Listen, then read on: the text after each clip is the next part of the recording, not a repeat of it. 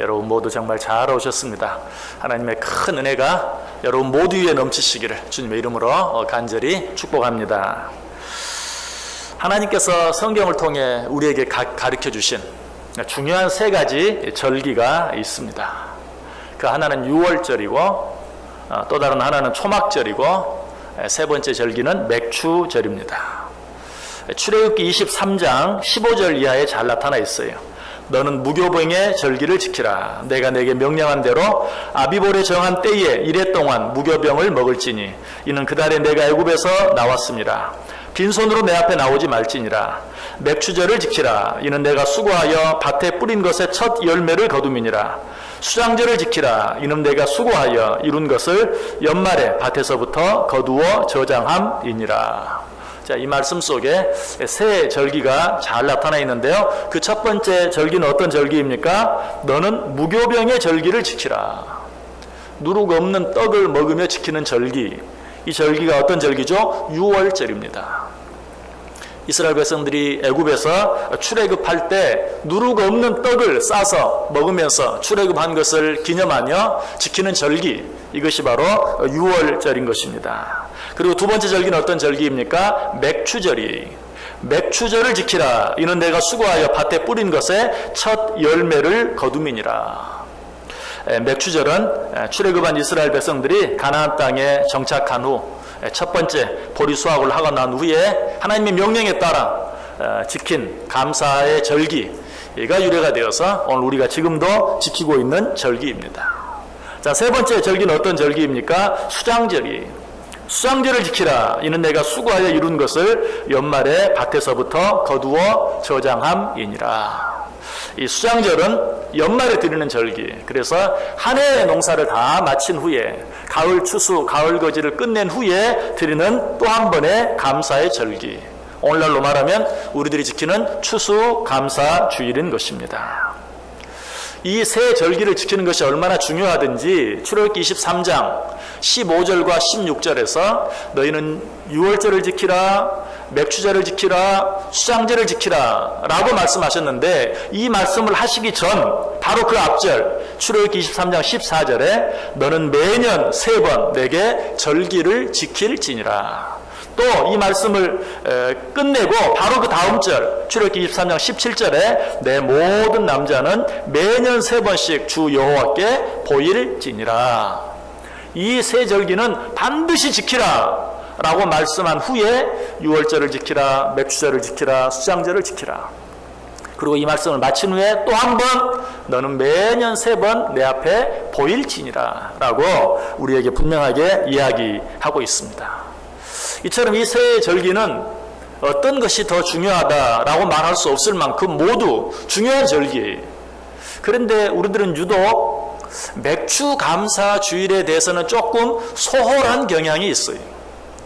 다른 절기들보다도 맥추 감사절은 적당히 지나가도 되는, 지켜도 되고 지키지 않아도 되는, 아니 어떻게 생각하면 요즘 같은 고도의 산업사회가 진행되고 있는 때에 무슨 보리 추수 감사절이냐 하는 그런 마음, 그런 생각을 가지고 있는 사람들이 많이 있다는 것이.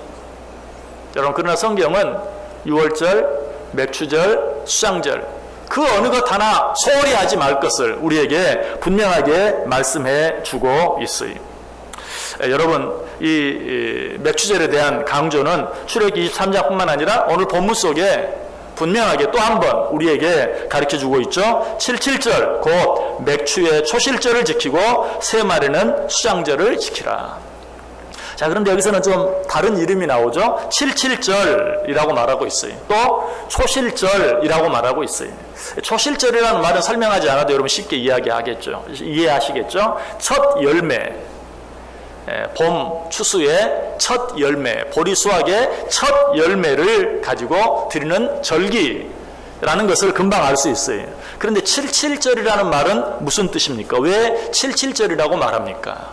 유월절, 이스라엘 백성들이 출애굽한 것을 기념하는 유월절로부터 7주가 지난, 하루가 며칠이죠? 7일이죠. 7일이 7번 지난, 그러니까 77에 49, 7일이 7번 지난 그 다음 날, 50일째 되는 날, 그날 드리는 절기이기 때문에 이 절기를 칠칠절이라고 말하는 것이 신명기 16장 8절 이하에 나와요.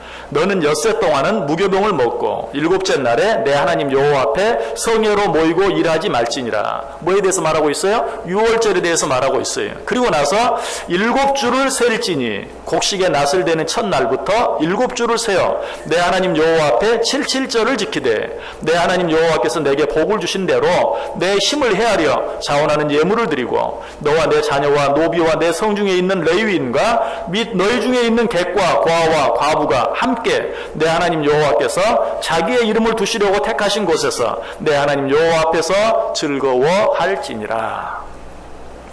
자, 왜 이제 맥추절을 칠칠절이라고 말하는가 하는 것 이해할 수 있죠? 6월절이 지난 후 7주 49일이 지난 그 다음 날, 그러므로 이날을 오순절 50일째 되는 날이라고 해서 오순절이라고도 불러요. 자, 그렇다면 우리는 다시 한번 이 절기가 얼마나 중요한 절기인지 금방 알 수 있죠. 신약시대에 이 오순절에 어떤 일이 일어났습니까? 성령 강림 사건이 일어났어요. 성령 강림 사건이 일어나는 것이 일어난 의미가 무엇입니까? 그것은 이 땅에 기독교가 시작된, 교회가 시작된 날이라고 말할 수 있어요. 그처럼 중요한 날이.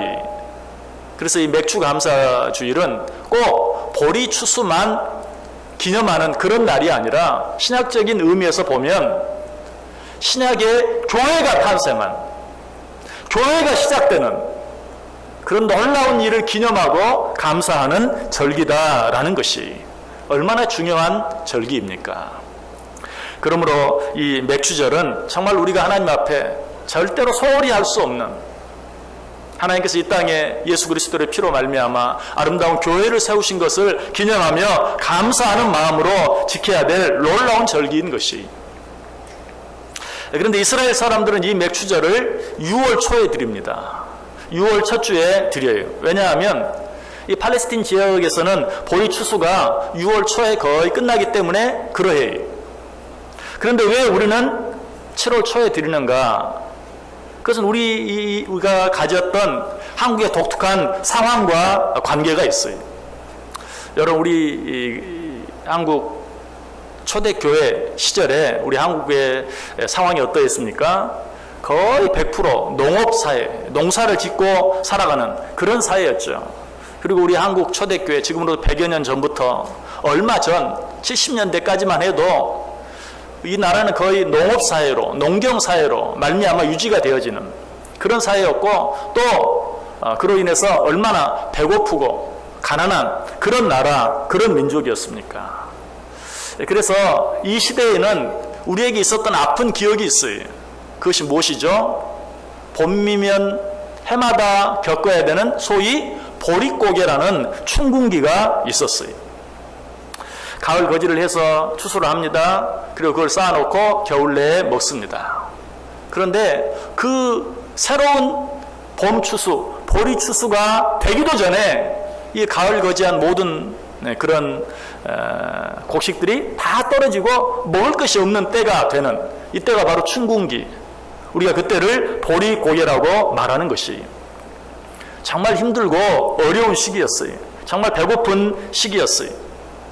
혹시라도 전년에 쌀 농사가 흉년이라도 졌다고 하면 이 춘궁기, 보릿고개 시간은 더 길어져요.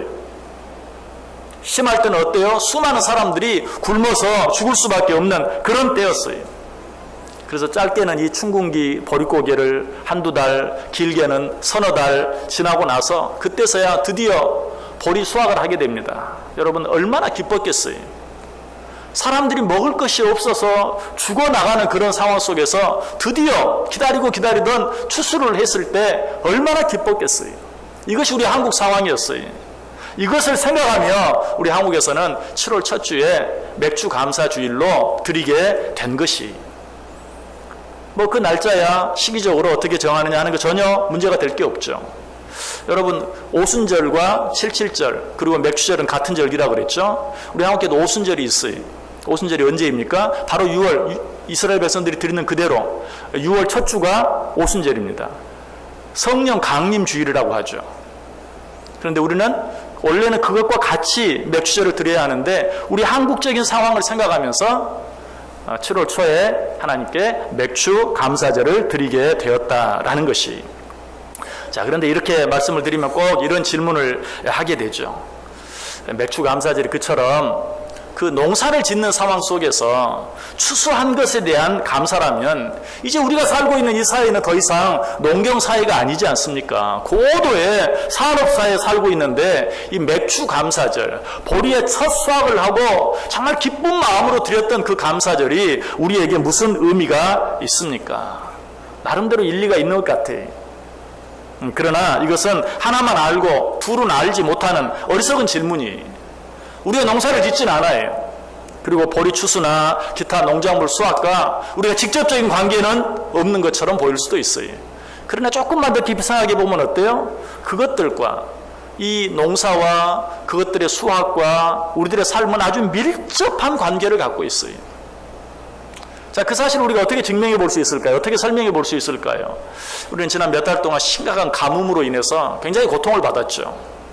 여러분 그 가뭄 때문에 다 염려하고 비가 좀 와야 될 텐데 비가 좀 와야 될 텐데 라고 이구동성으로 이야기했죠. TV만 틀면 뉴스에서 가뭄으로 고통하는 농부들 또 쩍쩍 갈라진 저수지 뭐 강 이런 모습들 계속 날마다 보여주면서 뉴스를 하는 것을 보았어요. 왜 그랬죠? 그냥 물이 없어서 농사를 짓지 못하는 농부들이 안타까워서 그랬습니까?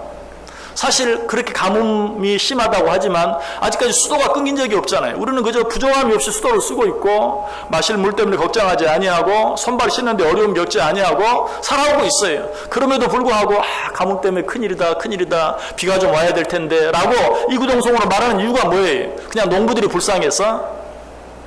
우리들이 그렇게 착한 사람들입니까? 물론 농사 짓는 사람들이 걱정이 돼서 그런 마음도 없잖아. 있죠. 틀림없이 있죠. 그러나 사실은 어떻습니까? 그것이 농부들의 문제뿐만 아니라 결국은 우리에게 그 영향이 미칠 것을 우리는 다 알기 때문에 그래요. 여러 가지 많은 농사들이 가뭄으로 인하여 잘못되어 버리면, 특별히 이제 이 가뭄은 어때요? 앞으로 가을에 하게 될 가을 추수와도 아주 밀접한 연관이 있죠. 그런데 이 가뭄으로 말미암아 봄 농작물은 물론이고 가을 농작물까지도 다 망쳐지게 되고 수확을 하지 못하게 되면 결국은 어때요? 모든 물가들이 뜨게 되어 있죠. 그러면 농사는 아무런 상관없이 나는 직장에 다니면서 월급을 받고 또 내가 어떤 사업을 하면서 그 사업이 번성하고 또 더 많은 월급을 받고 더 많은 수익을 올린다 할지라도 그 모든 것이 다 헛것이 되고 마는 거예요. 농사가 나와는 직접 관계가 없는 것 같지만 결국 그 농사의 영향을 우리 모두가 받게 되기 때문에 나는 지금 마실 물도 있고 손발 씻을 물도 있고 뭐 샤워도 할 수 있고 아무 부족함이 없는데도 불구하고 가물어서 큰일이다 이구동성으로 염려하고 걱정하는 것이. 여러분 가뭄이 몇 달로 이렇게 끝나서 망정이지 이 가뭄이 1년 아니 2년 아니 좀 더 길게 3년 5년 아니 성경에 있었던 것처럼 7년 흉년이 있었던 것처럼 우리에게 7년 그런 가뭄이 있다면 어떻게 돼요? 여러분 이 땅에 더 이상 살 수 없어요. 우리는 다 집 못다리 지고 어딘가로 가야 돼요. 내가 농사를 짓지 않기 때문에 가뭄과 아무 관계가 없는 것 같지만 결국은 그것으로 인하여 작게는 우리의 수입에 큰 영향을 미치게 되고 크게는 우리의 생명과 관계가 있게 돼요. 이처럼 중요한 것이 올 가뭄도 뭐 100년 만에 처음 있는 가뭄이다 그렇게 말하죠. 그런데 꼭 이런 가뭄만 있으면 그래서 그 하늘에서 내리는 비의 값을 돈으로 추산하는 것을 꼭 보게 돼요. 자, 지난 한 주간도 뭐 그렇다 할 그런 장맛비는 아니었지만 몇 번 비가 쏟아졌어요. 그러니까 어떤 사람이 또 그 쏟아진 비를 돈으로 환산해 보았어요. 그 돈, 그 내린 우리 성에 차지 않는 것 같이 보이는 그 비가 수십조에 달한다고 그래요. 가격으로 따지면, 돈으로 환산한다면 그것이 누구로부터? 하나님으로부터 내린다는 사실을 우리에게 가르쳐 주고 있는 것이. 그러므로 우리는 이 모든 일들 앞에서 우리 인간의 힘이 얼마나 연약하고 얼마나 부족하고 얼마나 제한적인가. 정말 하나님의 은혜가 아니면 우리는 잠깐도 살 수 없는 존재인 것을, 과학이 이처럼 발달하고 산업이 이처럼 발달했다 할지라도 하나님이 몇 달만 비를 멈추셔도 우리는 이구동성으로 염려하고 걱정할 수밖에 없는 그런 시간이 1, 2년, 3, 4년 계속되어지면 더 이상 살 수 없고 우리가 살고 있는 이 삶의 터전을 떠나 다른 곳을 찾아 나설 수밖에 없는 극박한 그런 상황이 될 수밖에 없다는 것이. 시편 127편은 뭐라고 말합니까? 여호와께서 집을 세우지 아니하시면 세우는 자의 수고가 헛되며 여호와께서 성을 지키지 아니하시면 파수꾼의 깨어있음이 헛되도다. 너희가 일찍 일어나고 늦게 누우며 수고의 떡을 먹음이 헛되도다. 그러므로 여호와께서 그의 사랑하시는 자에게 잠을 주시는도다. 무슨 말이죠? 여러 가지 의미가 있지만 농부가 아무리 수고하고 애를 써도 하늘에서 비가 내리지 아니하면 아무 소용이 없다는 것이. 여러분, 이것이 농부뿐만입니까? 이미 말씀드렸어요. 농부뿐만이 아니 도시사회에서 직장생활을 하고 사업을 하고 있는 우리들까지도 하나님께서 한두 달, 아니 1, 2년 비를 내려주지 아니하시면 우리가 수고하고 애쓰는 것이 아무 소용이 없어요. 내가 뭐 잘 되어서 승진하고 그로 인해 더 많은 월급을 받고 또 내 사업이 번성해서 더 많은 수익을 올렸다 하더라도 1, 2년, 3, 4년 계속되어지는 가뭄으로 인하여 모든 물가가 천정부지로 뛰어오르면 그 모든 것들이 다 헛된 것이, 다 헛수고가 될 뿐이에요. 그러나 하나님이 함께 하시면 어떻게 된다고 이야기합니까? 누가복음 6장 10절과 11절에 내 하나님 여호와께서 내 조상 아브라함과 이삭과 야곱을 향하여 내게 주리라 맹세하신 땅으로 너를 들어가게 하시고 내가 건축하지 아니한 크고 아름다운 성읍을 얻게 하시며 내가 채우지 아니한 아름다운 물건이 가득한 집을 얻게 하시며 내가 파지 아니한 우물을 차지하게 하시며 내가 심지 아니한 포도원과 감람나무를 차지하게 하사 내게 배불리 먹게 하실 것이다. 하나님이 함께 하지 아니하면 아침 일찍 일어나 늦게까지 수고하고 애써도 그 수고가 다 헛되지만 하나님이 함께 하시면 수고한 것은 물론이요 수고하지 아니한 것까지 얻게 될 것이다. 믿으십니까? 여러분 이 사실을 알아야 돼요. 아무리 수고하고 애써도 하나님이 함께 하지 아니하시면 그 모든 수고가 될 수밖에 없지만 하나님이 나와 함께 하시기만 하면, 아니 내가 그 하나님과 함께 하기만 하면 수고한 것은 물론이요 수고하지 아니한 것까지도 얻게 되고 누리게 된다. 자, 그렇다면 우리는 우리에게 주어진 삶을 어떻게 살아야 될까요? 오직 이 하나님만 믿고 의지하며 살아야 돼요.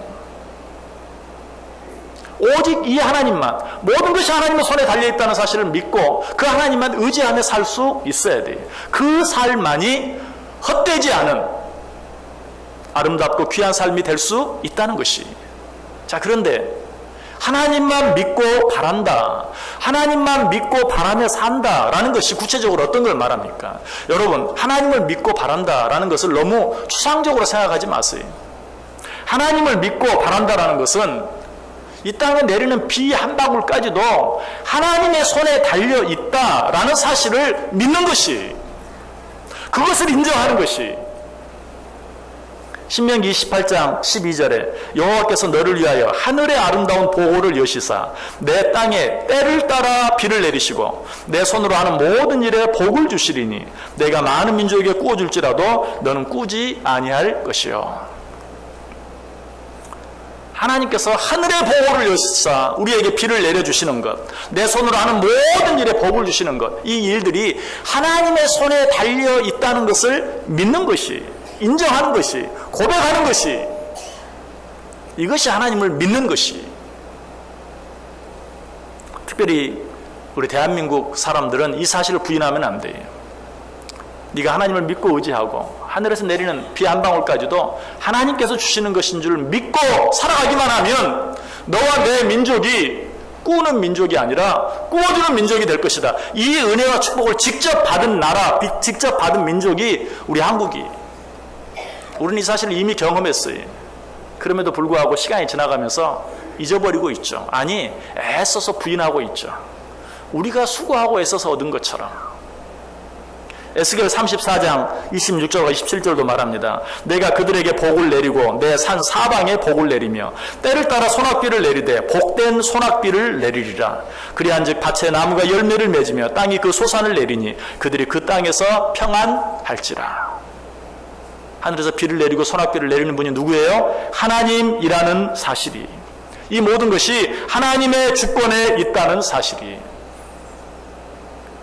여러분, 비는 단순히 농사에만 영향을 미치는 것이 아니라고 그랬어요. 무엇과 관계가 있어요? 우리의 생명과 관계가 있어요.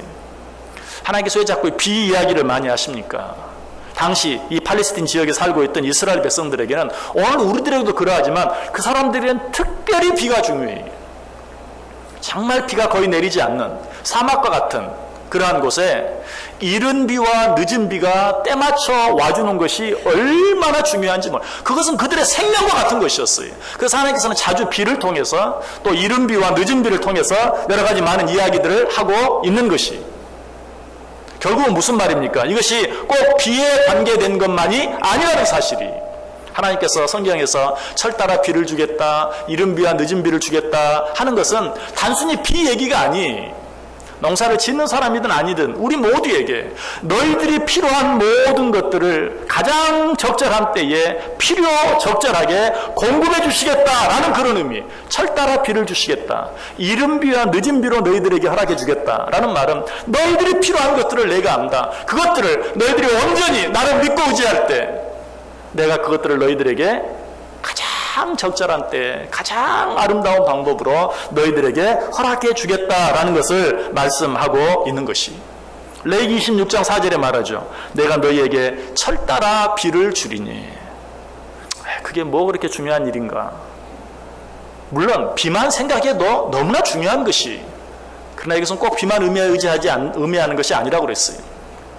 팔레스틴 지역에 비가 생명과 같은 자들에게 비를 예로 들어서 말씀하시는 것이, 여러분에게 필요한 것이 무엇입니까? 여러분에게 지금 가장 절실하게 요구되는 것이 무엇입니까? 그것을 하나님께서 원하시는 때에 하나님께서 원하시는 방법으로 허락해 주시겠다라는 것이, 레위기 26장 1절로도 말합니다. 너희는 자기를 위하여 우상을 만들지 말지니 조각한 것이나 추상을 세우지 말며 너희 땅에 조각한 석상을 세우고 그에게 경배하지 말라. 나는 너희의 하나님 여호와임이니라.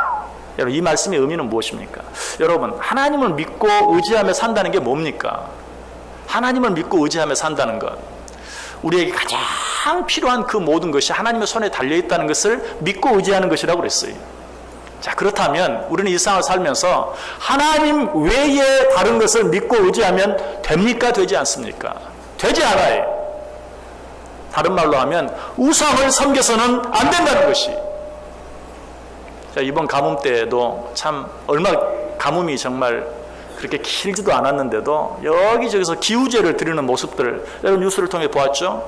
참 안타까운 것은 어떤 곳에서는 어린 아이들까지 다 동원해서 기우제를 드리게 하더라고요. 참 얼마나 마음이 아팠는지 몰라요. 왜 성경이 이렇게 이야기합니까? 너희는 자기를 위하여 우상을 만들지 말라. 여러분, 하나님만 믿고 의지한다는 것, 모든 것이 하나님의 손에 달려있다는 사실을 믿는다는 것, 이것은 하나님 외에 다른 어떤 우상도 섬겨서는 안 된다는 것이. 근데 여러분, 이 말씀 들으면서 왜 그런 말씀 우리에게 하십니까? 다른 건 몰라도 우리가 무슨 우상을 섬깁니까? 우리는 하나님을 믿고 이 가뭄 때에도 그 가뭄 위에서 하나님께 기도했습니다. 당연히 그랬죠. 당연히 그랬죠. 자, 그런데 요 며칠 사이에 비가 좀 내렸습니다. 또 이제 장마가 온다고 합니다. 이런 소식을 들으면서 여러분들은 어떤 생각을 합니까? 그래, 이제 비가 올 때가 됐지. 여러분, 그렇게 생각하지 않습니까? 다 기다리면 비가 와. 이제 장마철 됐잖아. 장마철 됐으니까 비가 올 때가 됐지. 여러분, 그렇게 생각하지 않습니까? 지지난주 금요일에 금요가족부흥회 금요 기도회를 가지면서 제가 그날 기도회를 인도하는 최현수 강사님께 부탁을 했어요. 오늘 꼭 가뭄 위해서 기도하는 시간을 가져라. 기도했어요. 근데 그 다음 토요일 날 정말 비가 내렸어요. 짧은 아주 소낙비였지만 잠시지만 무섭게 내리기도 하고 내렸어요. 토요일 주일. 저는 정말 감사했어요. 우리에게 비를 주신 하나님 감사했어요. 여러분, 혹시 금요일에 혹시 여기 모여서 같이 기도하신 분 가운데 토요일에 비가 내리고 그 다음 주일에 비가 내리는 모습을 보면서 하나님, 우리의 기도를 들어주셔서 정말 감사합니다. 몇 분이나 그렇게 생각했습니까? 혹시 이제 비가 올 때가 됐지. 그래, 이제 올 때가 된 거야. 이제 장마철이잖아. 이제 됐어. 그저 이렇게 생각하고 넘어가 버리지 않았습니까?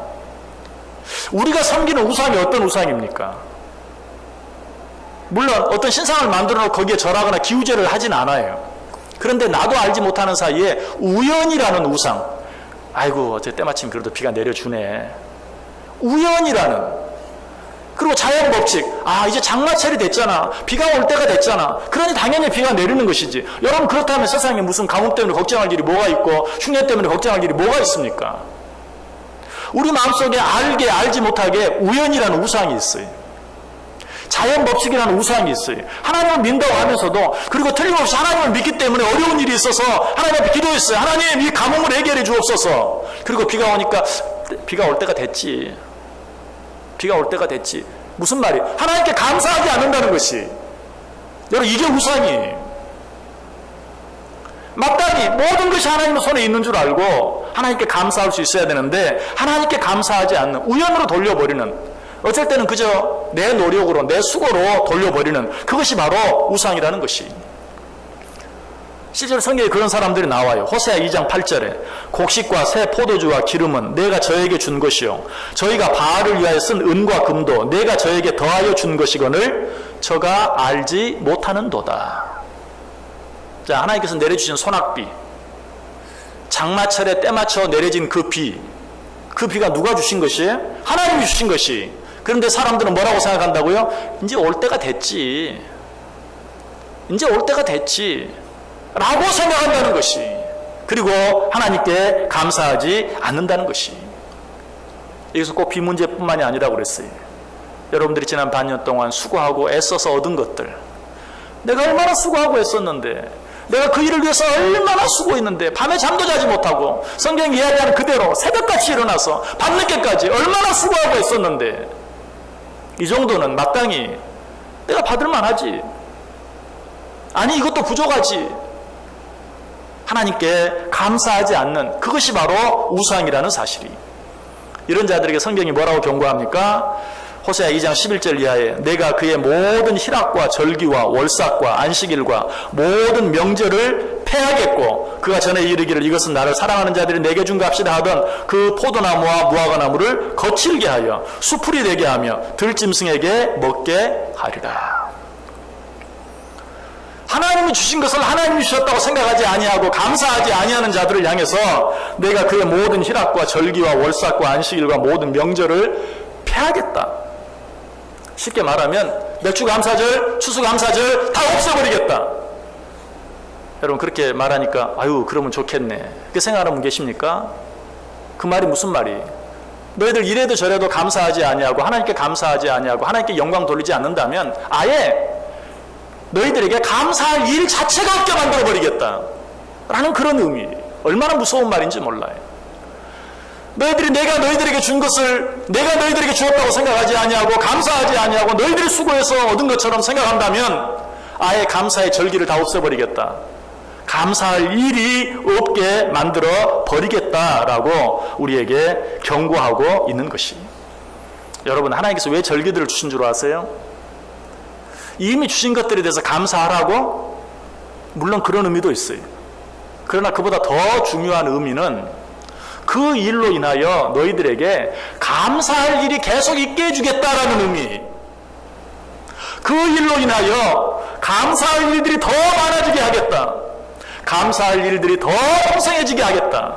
여러분, 이것이 하나님께서 감사의 절기를 주신, 맥주절을 지키라, 수장절을 지키라 라고 말씀하신 이유에 내가 너희들에게 이만큼 주었으니 너희도 나에게 이만큼 바쳐라, 이런 단순한 의미가 아니. 내가 너희들에게 준 것에 대해서 감사하라, 이런 의미도 있지만 그보다도 더 큰 의미는 내가 너희들에게 준 것을 인정하고 그것으로 인하여 감사할 줄만 안다면 너희들에게 감사할 일이 끊이지 않게 해주겠다. 아니, 감사할 일이 더 많아지게 하고 감사할 일이 더 풍성해지게 하겠다라고 우리에게 말씀하고 있는 것이. 그래서 레위기 26장 3절과 4절에 너희가 내 규례와 계명을 준행하면 내가 너희에게 철따라 비를 주리니 땅은 그 산물을 내고 밭의 나무는 열매를 맺으리라. 절기를 지키라, 감사하라 라고 말했는데 그 명령에 따라 정말 절기를 지키며 감사할 때 내가 철따라 비를 주어서 땅은 그 산물을 내고 밭의 나무는 열매를 맺게 해주겠다. 요엘서 2장 23절도 시온의 자녀들아 너희는 너희 하나님 여호와로 말미암아 기뻐하며 즐거워할지어다. 그가 너희를 위하여 비를 내리되 이른 비를 너희에게 적당히 주시리니 이른 비와 늦은 비가 예전과 같을 것이라. 내가 너에게 준 것으로 인하여 너희가 감사할 줄만 안다면 이전과 같이 여전히 철 따라 비가 내릴 것이고 이른 비와 늦은 비로 너희들에게 함께 해줄 것이다 라고 약속하고 있어요. 신명기 11장 13절과 14절도 내가 오늘 너희에게 명하는 내 명령을 너희가 만일 청종하고 너희 하나님 여호와를 사랑하여 마음을 다하고 뜻을 다하여 섬기면 여호와께서 너희의 땅에 이른 비 늦은 비를 적당한 때에 내리시리니 너희가 곡식과 포도주와 기름을 얻을 것이라. 하나님이 주신 것에 대해서 감사할 줄 알면 내가 너희들에게 철 따라 비를 내리고 이른 비와 늦은 비를 내려서 너희 곡식과 포도주와 기름이 풍성하게 해주겠다. 여기서 말하는 곡식이 뭘 의미합니까? 우리의 육신의 필요. 또 여기에서 말하는 포도주가 뭘 말합니까? 소위 우리의 어떤 정신적인 기쁨, 감사함, 평안함, 행복함, 자유함 이런 것들을 의미해요. 또 기름은 무엇을 의미합니까? 영적인 축복을 의미해요. 곡식과 포도주와 기름이 넘치게 해주겠다. 육신의 필요, 정신적인 필요, 영적인 필요를 넘치도록 채워주시겠다. 언제? 하나님이 주신 것을 하나님의 주신 것으로 인정하며 감사하며 기뻐하고 즐거워할 때, 하나님께서 지키라고 하신 절기를 지키며 하나님의 명령에 준행할 때 너희들에게 곡식과 포도주와 기름이 넘치게 해주시겠다. 여러분, 이것이 오직 하나님만을 믿고 의지하며 사는 모습이에요.